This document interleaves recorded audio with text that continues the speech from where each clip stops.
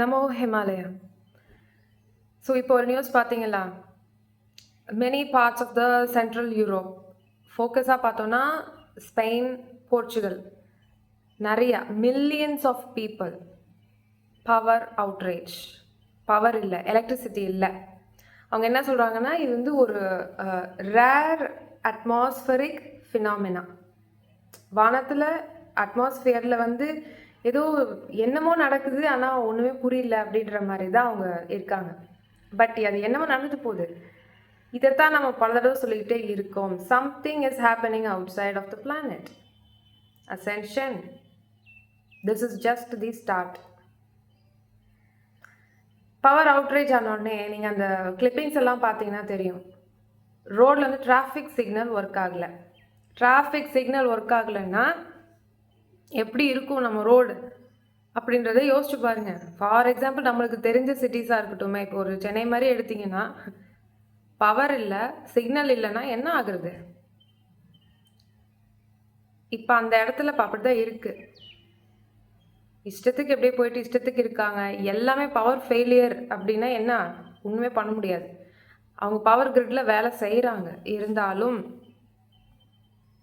அந்த மக்கள் எவ்வளோ கஷ்டப்படுவாங்க அப்படின்றத யோசிச்சு பாருங்க. இது வந்து நீங்கள் என்ன ரேண்டம்னு நினைக்கிறீங்களா? என்னமோ நடக்குது சும்மா. It's because of the sun. It is because of the sun. It's because of the Sun.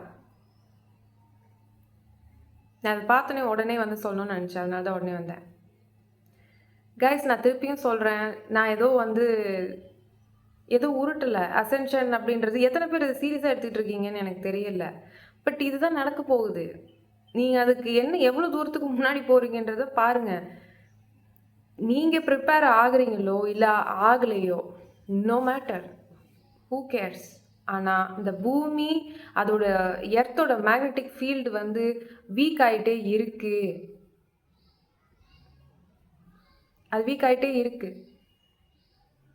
We lost the false மேட்ரிக்ஸோட சிக்னல் கட் ஆயிடுச்சு.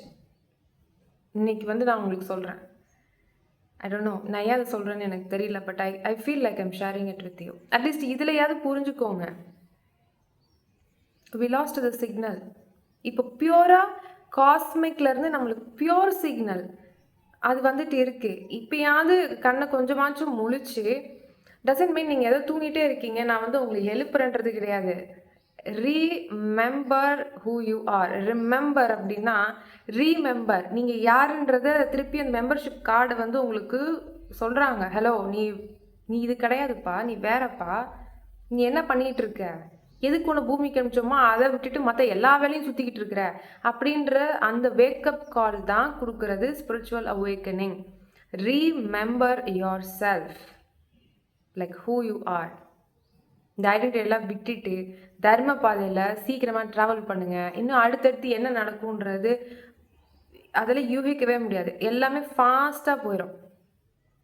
For example, artificial intelligence. இந்த இன்டெலிஜென்ஸ் ஃபார்ம் எல்லாம் யோசிச்சு பாருங்களேன். ஒரு 3 வருஷத்துக்கு முன்னாடி இப்படி இருந்துச்சா? ஒய்? ஏன் இப்போ மட்டும் இவ்வளோ ஒரு ரேபிட் சேஞ்ச்? ஒய்? உங்கள் இமோஷ்னல் சேஞ்சஸ் ஏன் இப்போ மட்டும் இவ்வளோ ஒரு பெரிய டிஃப்ரென்ஸ் இல்லை? நம்ம வீட்டிலே எடுத்துக்கலாம். முன்னாலே நம்ம பேசுகிற விதங்களுக்கும் இப்போ நம்ம ஏதோ ஒன்று சொன்னாலும் யாராவது ட்ரிகர் ஆகுறாங்க, இல்லை நம்ம ட்ரிகர் ஆகுறோம், ஒரு அமைதி இல்லாமல் போகுது. எல்லாமே எதையோ நோக்கி எதையோ ஒன்று தேடி போகிறோம். ஆனால் அது என்னதுன்னு தெரியாமல் போடுறீங்க. அது ஒன்றுமே இல்லை, எல்லாம் உள்ளதான் இருக்குது. We are all driving to the path of the ascension. அந்த ஒவ்வொரு நாளும் அந்த அசெண்டிங் பாத் அப்படின்றது நடந்துக்கிட்டே இருக்கு. இது உங்களோட சோல், அதாவது உங்களோட ஆன்மாவுக்கு தெரியும். நான் இதுக்காக தானே இங்கே வந்திருக்கேன். இந்த மைண்டை பிடிச்சிக்கிட்டு இது என்ன பண்ணுது அப்படின்றது தான் அது நினைக்குது. தயவு செஞ்சு புரிஞ்சுக்கோங்க. Something is happening.